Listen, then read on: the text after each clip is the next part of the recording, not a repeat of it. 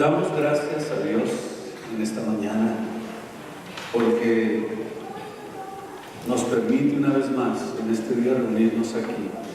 Quiero en esta ocasión hablar acerca de lo que es el matrimonio. Vamos a hablar del fundamento del matrimonio. Y a través de esta enseñanza, mi deseo es que cada uno de aquellos que lo oigan les ayude y les sea de bendición.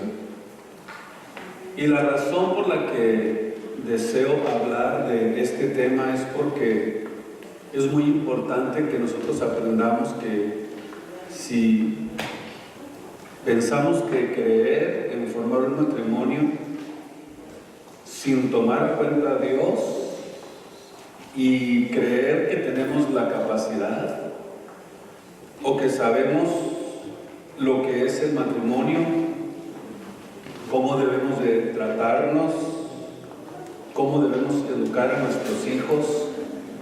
Y la mayor parte de los matrimonios no tienen esta información que nosotros estamos recibiendo, y como no tienen esta información, pues recorren a los psicólogos, a los psiquiatras, a los pedagogos para aprender acerca del matrimonio, y recurren a otras personas que la información que estas personas tienen es netamente de aquí, de este mundo y de la sabiduría terrenal, sabiduría que el hombre ha inventado. Por eso es que nosotros tenemos que aprender qué es lo que la Biblia habla acerca de esto. Y como el hombre tiene esa limitación para hablar de lo que es el matrimonio con la sabiduría terrenal, con la sabiduría humana, algo que el hombre inventó, entonces vemos que cuando se tiene esta medida, esta sabiduría terrenal, vemos que a través del tiempo, ¿qué sucede? Que siempre estas cosas que suceden dentro del matrimonio trascienden y rebasan la capacidad humana, rebasan la capacidad del hombre para poder darle una solución. Por eso yo creo que no tienen toda la solución. Pueden ayudar, pero decía que cuando hay situaciones dentro del matrimonio trascienden y rebasan la capacidad humana. Así que nosotros, como hijos de Dios, podemos dar una solución o darle una solución. ¿Saben por qué? Porque Dios nos ha dejado la Biblia, la palabra de Dios. Y la Biblia es el manual más seguro, más confiable, y contiene las instrucciones claras para que sepamos perfectamente bien qué es el matrimonio y cuál es el significado del matrimonio con sus respectivas responsabilidades. Según las estadísticas, cada 2 minutos, fíjese lo que le voy a decir, cada 2 minutos hay un divorcio en el mundo. O sea que la generación de los próximos 15 o 20 años van a tener que enfrentar esta situación, esta realidad. Que naturalmente estoy hablando de la generación que serán nuestros hijos. Y la pregunta sería, ¿a qué mundo van a enfrentarse? ¿Qué va a pasar con ellos si no tienen el conocimiento, la instrucción de vida de la palabra de Dios?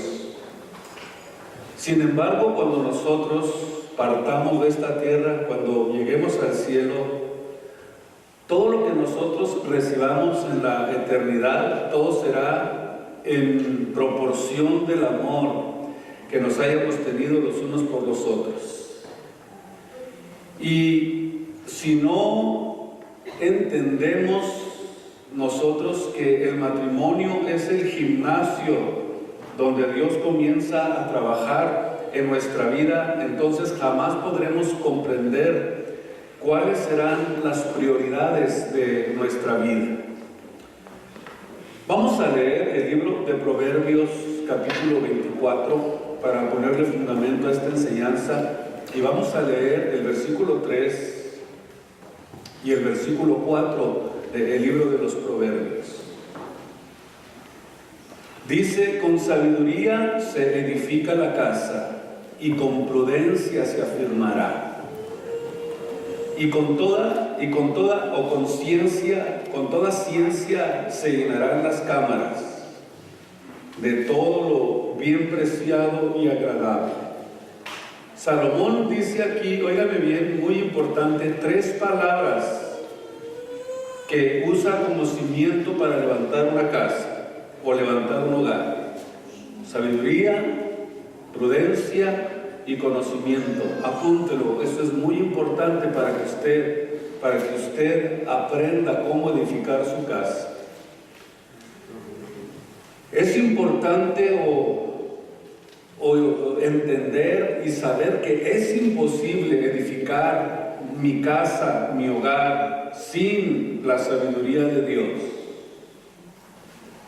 Esto es algo que nosotros podemos comprender y podemos muy bien darnos cuenta que es algo real, que sin sabiduría o sin la sabiduría de Dios es imposible edificar una casa, o edificar mi casa, edificar mi hogar. Y esta solamente se encuentra en la Biblia, esta sabiduría en su palabra. Y es imposible que yo pueda firmar mi casa sin prudencia. La prudencia es la virtud que nos guía a pensar 2 veces antes de tomar una decisión. Cuando Jesús dice en el libro de Mateo capítulo 10, versículo 16, sean prudentes como serpientes, fíjese lo que dice Jesús, nos ilustra que son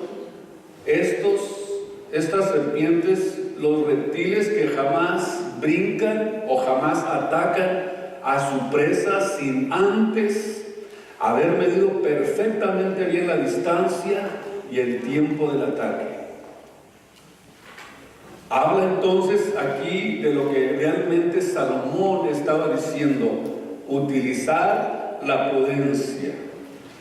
Porque si en nosotros no existe esta prudencia, nunca podremos tener bendición en nuestro diario vivir, en nuestra vida, en la forma en que nosotros nos vayamos desplazando por el mundo. En el libro de Mateo capítulo 7, quiero que ustedes vayan siguiéndome muy detenidamente, versículo 24, Jesús dijo: cualquiera pues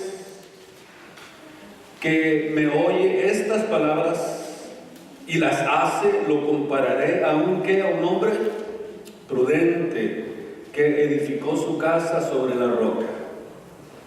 Vean ustedes cómo a través de la Biblia nos dice específicamente la importancia que tiene lo que es y lo que significa tener prudencia. Descendió lluvia, versículo 24, y vinieron ríos, soplaron vientos, golpearon contra aquella casa, y ¿qué dice? No cayó, porque estaba fundada sobre la roca. Pero cualquiera que me oye estas palabras y no las hace, le compararé a un hombre insensato que edificó su casa sobre la arena, que descendió la lluvia, los vientos, y destruyó toda la casa. Se hizo un caos, una destrucción, fue una ruina completa. Hay muchos hogares en ruina porque no edificaron, no tuvieron la prudencia, la instrucción y la sabiduría de la palabra de Dios para edificar su casa, para edificar su hogar. Por eso Pero vemos entonces aquí que Jesús dice que cuando se inicia la construcción de una casa se requiere un cimiento. Toda estructura lleva una piedra angular para poder tener una base firme para que esa construcción, esa casa nunca se caiga. Esto es un cimiento perdurable, un cimiento firme y sólido. Y cuando nosotros comenzamos a edificar nuestra casa, ¿cuál es nuestro cimiento? Esa sería la pregunta muy importante. Desde que tú inicias una relación matrimonial, ¿cuál es tu cimiento? ¿O es la roca Jesucristo o es la arena? Y cuando nosotros no edificamos sobre Jesucristo, o sea, si Jesucristo no es la plataforma en la que yo voy a pisar, cuando me caso, todo lo que yo hago en mi vida, tarde o temprano, se va a desmoronar y va a ser grande la ruina. Y aquí en esta porción que leímos, Mateo 7, 24 al 27, habla de dos personas que oyeron lo mismo, escucharon la misma enseñanza. Una puso en acción o en práctica lo que oyó y el otro le entró por un oído y le salió por el otro oído. Si ustedes leen toda la historia que estamos viendo ahí en el libro de Mateo, y la razón por la cual hay que poner un fundamento es porque las inclemencias del tiempo lo requieren. ¿Saben por qué? Porque hay vientos, hay lluvias, hay ríos. Las lluvias descienden de arriba hacia abajo. Los vientos golpean en los lados y los ríos pasan por debajo. O sea que hasta tienes que saber qué tipo de tierra es en la que estás edificando. Si hay mucha humedad es porque hay un río que pasa por debajo y va a hacer también que ese fundamento no sea seguro, no sea sólido. Vemos entonces que el ataque a nuestra vida familiar, a nuestra familia, entonces vemos que viene por todos lados.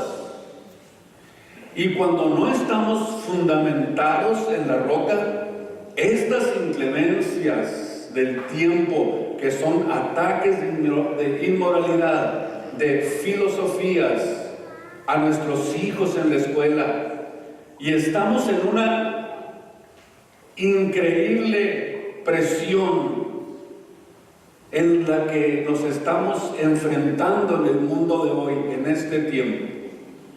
Y si tú no estás edificando sobre Jesucristo, sobre la palabra de Dios, tu casa va a ser derrumbada y su grande ruina no se va a dejar esperar. No podrás sobrevivir, porque es de vital importancia que nosotros tengamos un fundamento. Un fundamento. Es necesario tener un fundamento para poder crear una familia, para poder tener un hogar, para poder formar un hogar. En el libro de Génesis, capítulo 2, del versículo 18 al 20, ahí ustedes y yo, escúchenme bien, vemos las primeras instrucciones de la formación del matrimonio. Increíble, esto está precioso. Aquí, en esta porción, vemos, lo repito, las primeras instrucciones de la formación del matrimonio, y que no es un invento del hombre, no es un invento humano, no es algo que a alguien se le ocurrió, sino que Dios te pide, Dios te dice en este día: déjame entrar, déjame trabajar en tu matrimonio, ábreme la puerta de tu casa y te daré la sabiduría para que resuelvas tus problemas. Porque tenemos la sabiduría para poder resolverlo. O sea, no dejamos que eso nos haga a nosotros daño, como otros matrimonios que no tienen la medicina, la instrucción y la sabiduría y la capacidad de Dios para poder resolverlos. Es verdad, hay muchos matrimonios que no tienen esta ayuda, esta medicina, esta verdaderamente fortaleza que nosotros tenemos por el conocimiento de la palabra de Dios, que es nuestro principal fundamento. Es la Biblia el único manual más perfecto y más seguro que tenemos para poder estar seguros. Dice en el versículo 18 del libro de Génesis: no es bueno que el hombre esté solo. Vean ustedes, no es bueno que el hombre esté solo. Le voy a hacer una ayuda idónea. La Biblia inicia la formación del matrimonio con esta declaración divina de parte de Dios. Antes de que el hombre se juntara con la mujer, antes de que Dios creara a la mujer, antes de que le diera a la ayuda idónea, vemos aquí que la opinión de Dios era, y es clara, y es muy específica: no es bueno que el hombre esté solo. Entonces, lo primero que tenemos que entender es la perspectiva de Dios. ¿Qué dijo Dios? No es bueno que el hombre esté solo. Y dijo Dios, no es bueno que el hombre viva solo. Necesitamos una mujer. Pero vemos entonces que el problema con Roma fue que instituyeron el celibato como un orden, como algo forzado, y que si no estaban solteros no podían servir a Dios. O sea, vemos que la institución romana forzó el celibato sin que tuviera o sin que los que fueran candidatos pudieran tener el don para poder tener ese don de continencia. Sin embargo, la Biblia dice lo contrario. La Biblia dice en 1 de Timoteo capítulo 3 versículo 2 que los obispos deben de casarse. ¿De dónde sacaron esa ideología? ¿Por qué quisieron forzar algo que es contra la naturaleza humana, contra la naturaleza del hombre? Y allí vemos que existe una contradicción a lo que Cristo estableció en la palabra de Dios, diciendo y forzando algo que Dios claramente instituyó, algo que Dios estableció. Dice 1 de Timoteo 3:2 que los obispos deben de casarse, de tener una mujer, de tener una familia. Pero sin embargo vemos que existe la ideología de 1 de Timoteo 4, donde dice que prohibirían casarse. Usted ve 1 de Timoteo 3:1, 1 de Timoteo 4, del 1 al 4, y vemos que esta ideología iba en contra de lo que Dios estableció desde el principio. Dios dice, no es bueno que el hombre esté solo. La idea romana con el celibato dice, el hombre tiene que estar solo. Sin embargo, 1 de Timoteo 3:2 dice que el obispo tiene que ser marido de una mujer o que debe de casarse.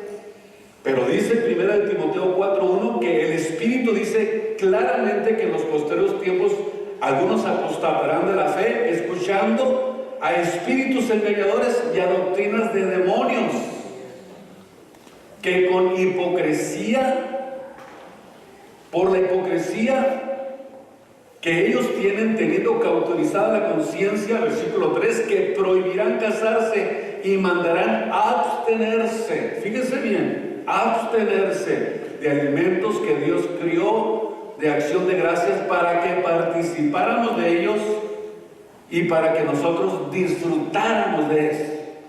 Porque realmente eso es lo que Dios hizo cuando instituyó el matrimonio. En sus primeras instrucciones, estamos viendo en el libro de Génesis, capítulo 2, versículo 18. Entonces, ¿qué es lo que sucede? ¿Y qué es lo que entendemos? Que el celibato es una doctrina de demonios. ¿Por qué? Porque eso no es lo que Dios enseña. ¿Qué dijo Dios? No es bueno que estés solo. Y viene Satanás y dice lo contrario, contradiciendo a Dios y queriendo enseñar como que si el matrimonio fuera algo perverso, contaminado, como si fuera algo asqueroso. Y mira quién lo dice.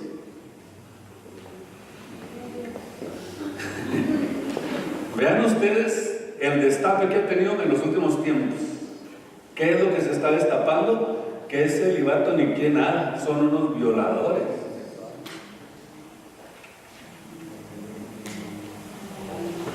¿Es cierto o no es cierto? Entonces, ¿por qué actúan así? Porque les quieren prohibir algo natural que Dios crió en el hombre. Es una doctrina de demonios. ¿Por qué? Por la contradicción. Jesús, nuestro Señor, nos crió no para que viviéramos solos. O sea, nosotros no fuimos creados para vivir solos. Cuando Dios creó a Adán, eventualmente vemos que creó a Eva para que los dos se complementaran, para que los dos embonaran perfectamente. Vea usted lo que hizo Dios, para que embonaran perfectamente bien. Fueron creados el uno para el otro. Cuando nosotros no entendemos que tenemos a esa mujer que Dios nos dio, que Dios la diseñó especialmente para nuestra vida, cuando no entendemos esto, escogemos mal, y es ahí donde vienen los divorcios. Porque te das cuenta que no era la persona que tú pensabas que era cuando te casaste, pero ya te casaste, ya te amolaste. Y te das cuenta que ahora esa cara de chupacabras no era la cara que te dio cuando eras novio. Ahora cambió completamente. Ahora te falta el respeto, te maltrata. Antes te regalaba flores, antes era distinto, pero ahora te patea, te falta el respeto y hasta te tumba de la cama de una patada. Pero cuando éramos novios era diferente. ¿Por qué? Porque te casaste fuera de la voluntad de Dios. No quisiste esperar, no quisiste tener paciencia y pensaste que el matrimonio eran enchiladas suizas y te equivocaste. En Proverbios 18:22 dice que el que halló esposa, ¿qué dice? Halló el bien.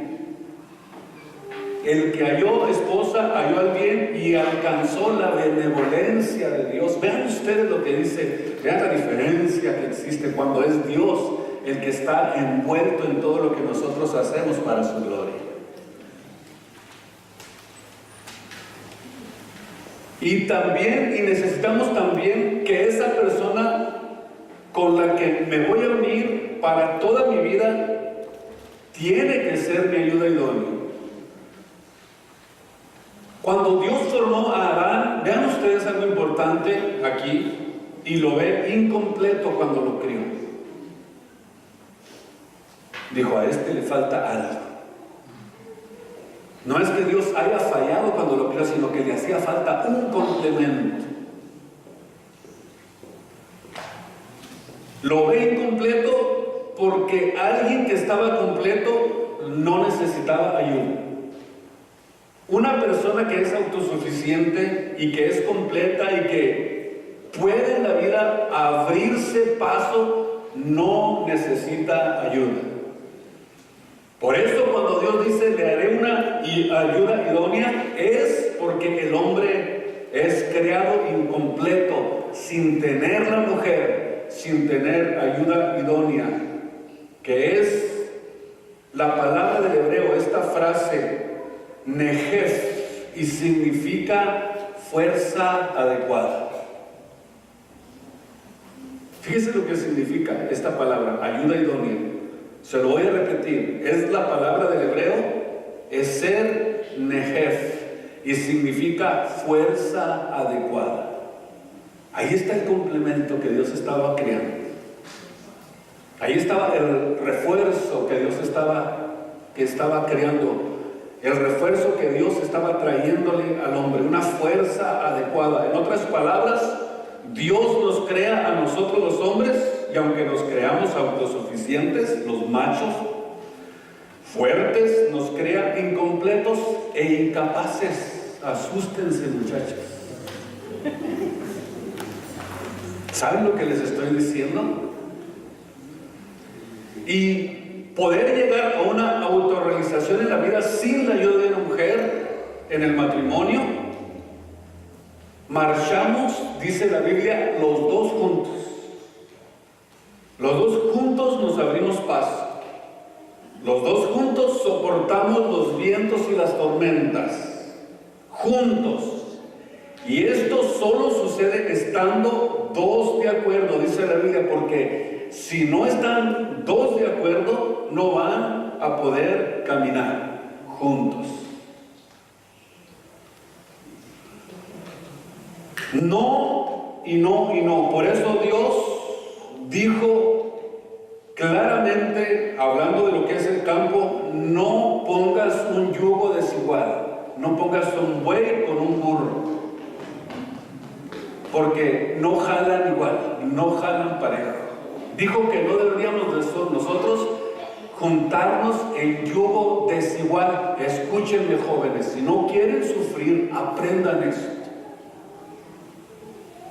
Dios dice no se unan en yugo desigual con los infieles. Y si no lo quieres creer, pues arranca y vas a sufrir las consecuencias. Tú puedes elegir. Tú eres el que toma la decisión, tú eres el que decides lo que quieres hacer con tu vida, pero el consejo y la sabiduría de Dios ya la tienes desde ahorita. Ya lo oíste, ya no eres tú un inocente de lo que te estoy diciendo. No podrán caminar dos juntos. Y Pablo en el libro de Corintios dice que nosotros no debemos de juntarnos en yugo desigual. O sea, habla Pablo de esto, y cuando Dios cría a Adán, lo cría con la necesidad de otro ser humano que estuviera a su lado. Y cuando un hombre no trata a su esposa como debe de ser, dice el apóstol Pedro, en 1 de Pedro capítulo 3, versículo 7, vosotros maridos debemos de vivir con ellas sabiamente, dando honor a la mujer como a vaso más frágil y como a herederas juntamente de la gracia de la vida. Escuchen, para que vuestras oraciones las oiga Dios. Si no tienes ese trato con tu esposa, ni te hinques, Dios no te va a oír. Si no la tratas como vaso más frágil, si no la proteges, si no la cuidas, si no la amas, porque cualquiera, dice Efesios 5, cualquiera que ama a su mujer, a sí mismo se ama. Y ninguno jamás menospreció su propio cuerpo, antes lo chulea y lo viste bien y se pone en el espejo. Así de sencillo es lo que Dios dice, que nosotros tenemos que aprender y estar conscientes de esto. Para que vuestras oraciones no sean impedidas, para que no tengan estorbo. Entonces, darle honor, esta expresión que dice el apóstol Pedro, significa reconocer su dignidad. O sea, si no le das la posición que Dios le da, Dios no oye tu oración.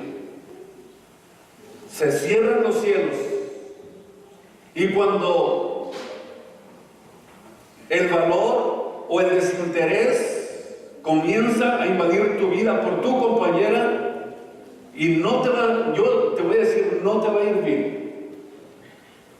Porque la maldición comienza a seguirte a donde quiera que vayas. Y entonces, vemos que cuando Dios crea a la mujer, antes de crearla, antes de entregársela a su esposo, a Adán, lo hace caer en un sueño profundo. Y mientras Adán dormía, esto es interesante, mientras Adán dormía, ¿qué significa esto? Que Adán no tuvo nada que ver, absolutamente nada que ver, cuando Dios le trajo a su compañera. Mientras Adán dormía, Dios entra en acción para darle una sorpresa a Adán.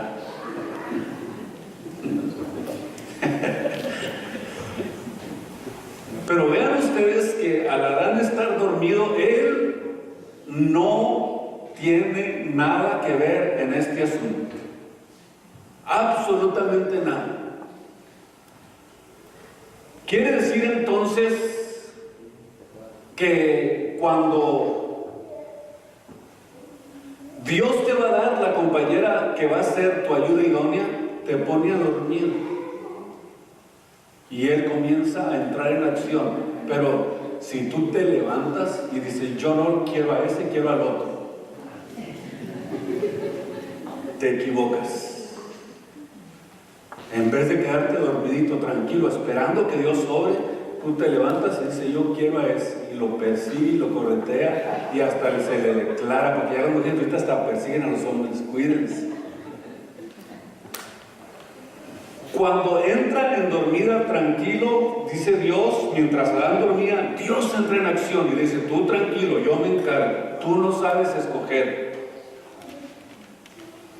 Y cuando la mujer es traída delante de Adán, por fin, dice aquí que encontramos aquí el matrimonio, que es la decisión más grande de tu vida. Por tanto, dice, dejará el hombre a su padre y a su madre, y se unirá a su mujer, y serán una sola carne. Vemos entonces tres palabras muy importantes aquí en estas expresiones de Dios: dejará, unirá y será. Dejar significa cortar con el pasado. Adiós papá, adiós mamá, adiós al gato, al perro fido, a todos, adiós. Ahora inicio algo nuevo. Inicio algo completamente nuevo. Ahora vemos entonces que mis responsabilidades y mis prioridades son hacia mi compañera, hacia la mujer que Dios me dio. Así que dejará el hombre a su padre y a su madre, a la suegra, echa la cuchara para afuera, no la deje que se meta a su casa.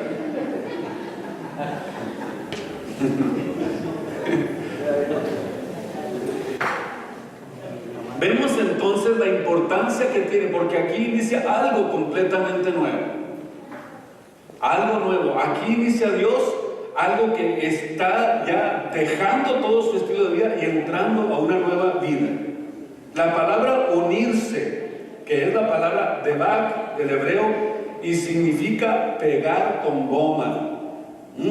Esto es interesante.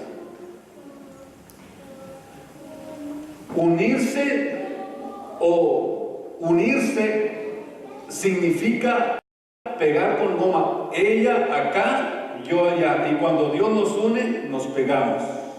Y somos uno. Vamos a todos lados juntos, pensamos juntos, decidimos juntos, hacemos planes juntos. ¿Por qué? Porque ahora ya entendemos que Dios nos unió, nos pegó, Dios hizo un enlace perfecto. Y todo lo que le pase a ella, me pasa a mí, porque somos uno. Si le faltan al respeto en mi casa, cuidado. Si la suegra empieza a decir, ay, qué feo te peinas, ay, qué feo esto, qué vestido tan feo te pusiste, o ¿por qué no tienes hijos? Oye, ¿qué es lo que te importa? ¿Verdad? Ese es un asunto entre mi esposo y yo. Ya es completamente distinto. Entramos en una etapa donde nos unimos porque Dios así lo hizo. Y por eso es que hacemos todo juntos. Por eso dice la Biblia que el que ama a su mujer, a sí mismo se ama y la protege y la cuida de todos los ataques, absolutamente de todos, incluyendo los ataques de nuestra familia. La razón es porque somos un equipo, somos, como dice la Biblia, un cordón de dos dobleces. Y cuando un cordón de dos dobleces está bien unido, ¿qué dice la Biblia? No fácil se rompe. Eso quiere decir que tenemos esa seguridad, tenemos esa confianza. En 1 Corintios 6:16 vemos precisamente esto que les estoy mencionando. Perdón. Aquí por eso es que nosotros vemos que cualquier relación con alguien que no sea mi esposa, vean esto porque es muy importante que ustedes tienen que entenderlo en esta tarde. Cualquier relación con alguien que no sea mi esposa me está pegando a esa mujer. Serán una sola carne, que es la última palabra que se menciona en el libro de Génesis. Y cuando tú buscas otro tipo de relación, cuando tú buscas fuera del matrimonio y tú le eres infiel a tu mujer, te estás pegando a esa mujer, porque a través de la unión ilegal, prohibida por Dios, viene lo que la Biblia le llama la identificación o la ligadura. Y esto es algo grave, o sea, meterte con una mujer que no es tu esposa, te haces una carne con ella. Y Pablo dice, ¿o no sabéis que el que se une con una ramera se hace un cuerpo con ella? Porque dice, los dos serían una sola carne. ¿Y qué es lo que pasa cuando esto sucede? ¿Qué es lo que sucede por andar allá de metiche con una prostituta? Que ese tipo de espíritus te toman y lo que pasa, que no solamente quebras el pacto sempiterno que hiciste con Dios cuando te casaste, sino que son espíritus de destrucción que entran a la vida y destruyen, y entonces es ahí donde viene la ruina de la que Cristo estaba hablando en el libro de Mateo capítulo 7. No es simplemente ir y, como muchos dicen, que se avientan una flor al aire, según ellos. Eso no es algo tan simple ni tan sencillo, sino que existe lo que la Biblia dice que se hacen una sola carne, te pegas a ellas y ¿qué es lo que haces? Destruyes tu espiritualidad, destruyes tu comunión con Dios, destruyes tu matrimonio y destruyes el pacto sempiterno que hiciste con Dios cuando te casaste. El pacto sempiterno de Isaías 24, ¿verdad? Que habla exactamente de lo que es el matrimonio. Cuando esto sucede, se transmiten los espíritus. En Hebreos capítulo 13, vean ustedes lo que sucede. Hebreos 13, versículo 4. Donde dice que honroso es en todos el matrimonio. Escuche usted, la palabra honroso es en todos el matrimonio y el hecho sin mancilla. La palabra lecho, ¿saben lo que significa? La palabra lecho es la palabra cama o mueble donde dos personas descansan. Y la palabra mancilla es contaminación. Vean ustedes la gravedad del asunto. A de ahora en adelante hasta la van a pensar, ¿verdad? Hasta para andar de fisgón, van a cuidarse mucho. Porque dice Cristo que cualquiera que mira a una mujer y la desea en su corazón, ¿qué dijo? ya adulteró, ya fornicó con ella. La palabra mancilla es contaminación, pero sin embargo termina diciendo Hebreos 13:4 que a los fornicarios y a los adúlteros Dios los va a juzgar. Vemos entonces aquí que el fundamento que Dios estableció para el matrimonio es lo más sabio y lo más precioso que hemos nosotros recibido. Por eso debemos de cuidarlo, por eso tenemos que enseñarle a nuestros hijos que también ellos sigan ese mismo dechado, ese mismo modelo que Dios estableció en el matrimonio. Pero voy a seguir con este mismo tema en otra ocasión, porque hablar de lo que es el fundamento del matrimonio es una riqueza y una profundidad gloriosa. Pónganse de pie y vamos a darle gracias a Dios.